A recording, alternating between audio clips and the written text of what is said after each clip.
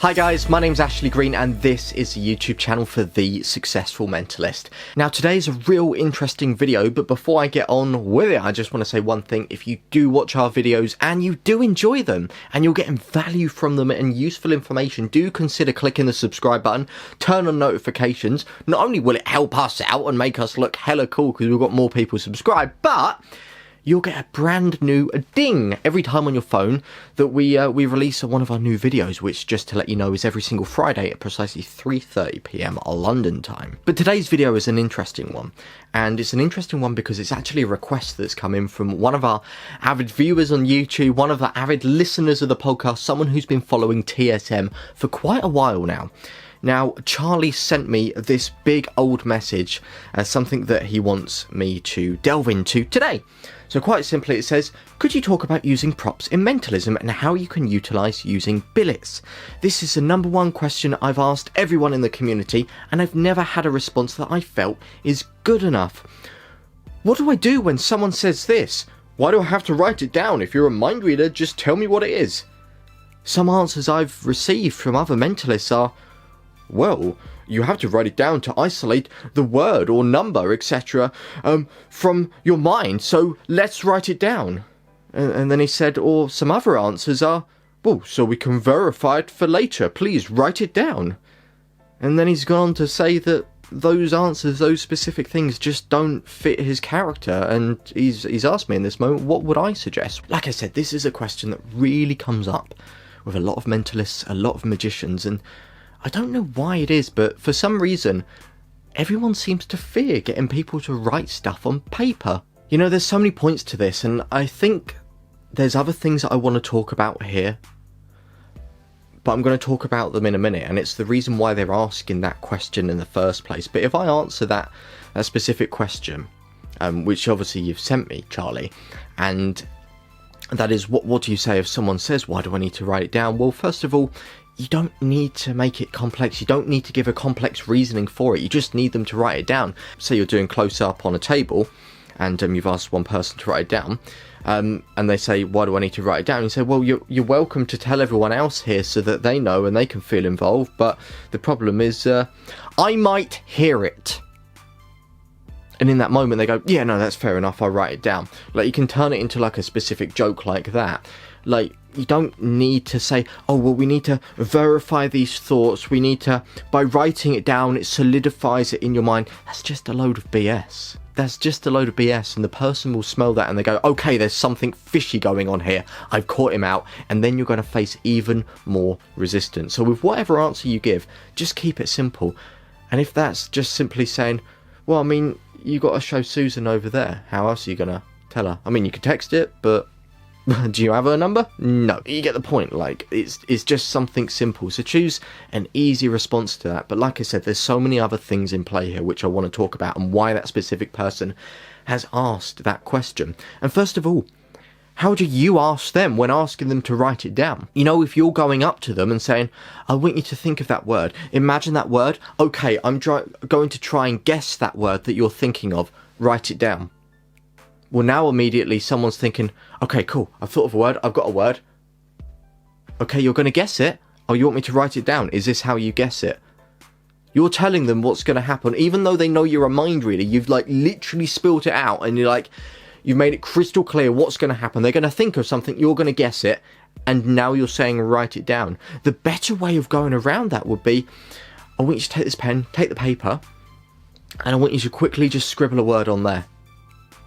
Now you've not brought any attention to what's going to happen. Like, you've just said, write a word on there. You've not said, think of a word, then write it down to isolate your thoughts. You've just literally gone, scribble a word down here. The same with drawings. Just say, quickly take that. I want you to make a quick drawing, but just hold it towards yourself for the time being. I'll get you to show some other people later. You know, that way we've also explained that I'm going to need you to show it to other people later, but I've said it in a less complex way, and it makes sense. This whole thing makes much more sense now, rather than, I want you to think of something, I'm going to read your mind, now write it down, because now it's like, well, I've already thought of it, can't you just read my mind now? Next is the body language. How you ask them. Well, your body language is going to be telling potentially another story.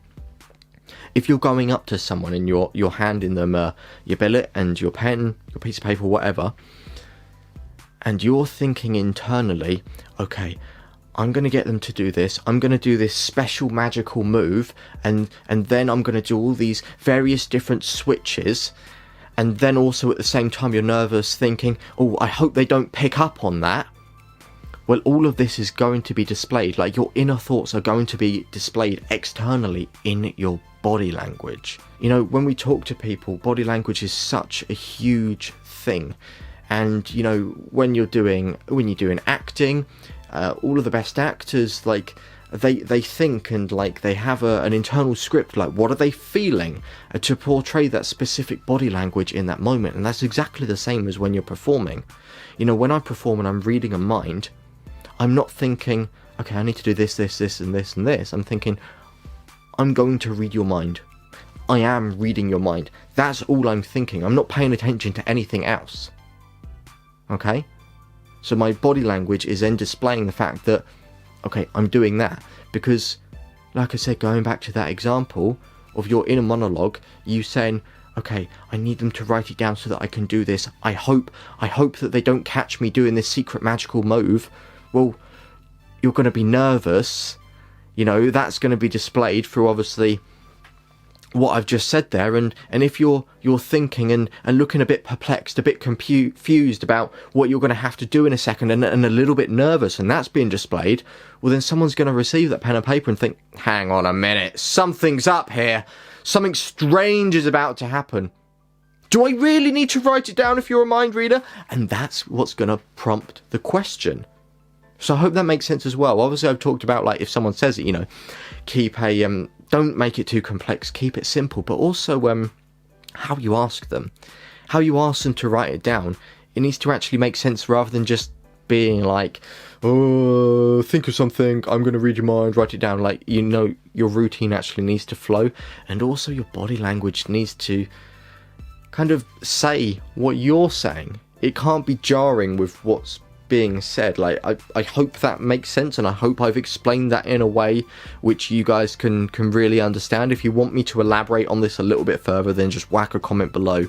I can answer if you've got any questions and go from there. But finally with this, what do you do if after all of that, after the fact that you've asked them in a way which seems fine, you know, you've just said to them, take this, I want you to quickly write down a word. And in that moment, there's no jarring body language. You've said it in a perfect way. Like, it's one of the best ways you've ever presented that routine where you need to get someone to write something down. What do you do if someone says, I don't want to write it down? What do you do then? For me personally, I just move into something else. It's as simple as that. Why am I going to spend the time arguing with them and trying to reason with them and trying to explain why they need to write it down? Like, I'll just move into something else, because at the end of the day, if their thoughts are already there thinking that something fishy's about to happen, then whatever I say, they're still going to be thinking that. Even if they go, okay, fair enough, I'll write it down, they're still going to be thinking it. So what's the point of going ahead and doing that thing? I would literally just move into something else and do something where they don't need to write it down. Like, we've probably got loads of routines where we can do, like, not everything we do as a mentalist is write stuff down, I need you to write this down, I need you to draw this. Like, there's loads of different things. I'm sure you've got plenty. So move into another routine entirely. That's what I do. Like, to give you an example, I actually did have this. I was performing at this was about, I'd say, 1.5 to 2 years ago, and I was performing at a garden party for a really, really nice client of mine. And one guy there, he was like a proper laddie lad, and he was like, nah, mate, go on, I want you to prove, like, your stuff's pretty cool, yeah, but I don't want to write anything down. I just want to think of something, and you guess what it is. No faffing, none of that. I'm going to think of something and you guess what it is.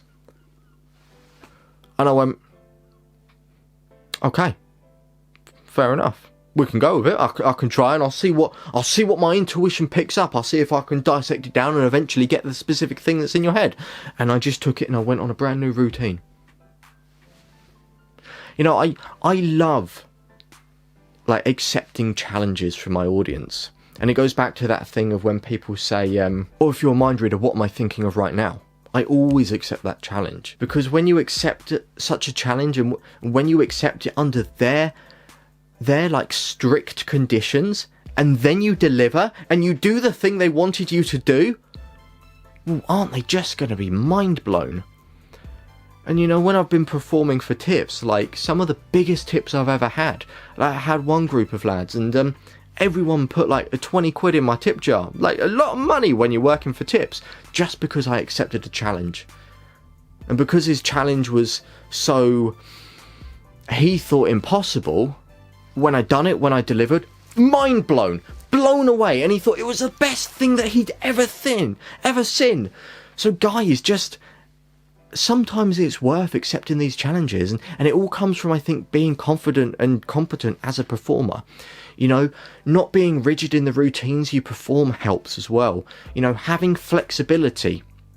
We talk about this all the time, like, you know, yes, it's worth having a script there, and it's worth having routines that you have to follow, but sometimes you dive off those tracks. Sometimes you go down different tangents, different paths, and that's what makes it unique and fun for your audience. And when you can do that, then miracles will happen. People will be amazed. People will have fun. You'll have fun because you're doing something new. You're not doing the same old stale material, performing it night after night after night. You're performing stuff which is new and fresh and constant. Really, when it comes back to that question, what do I do when someone says, why do I have to write it down? Well, hopefully now you know my main points. Like, first of all, you need to ask them to write or draw something on your billet, well, a little bit better, so that it doesn't seem fishy or obvious or sneaky.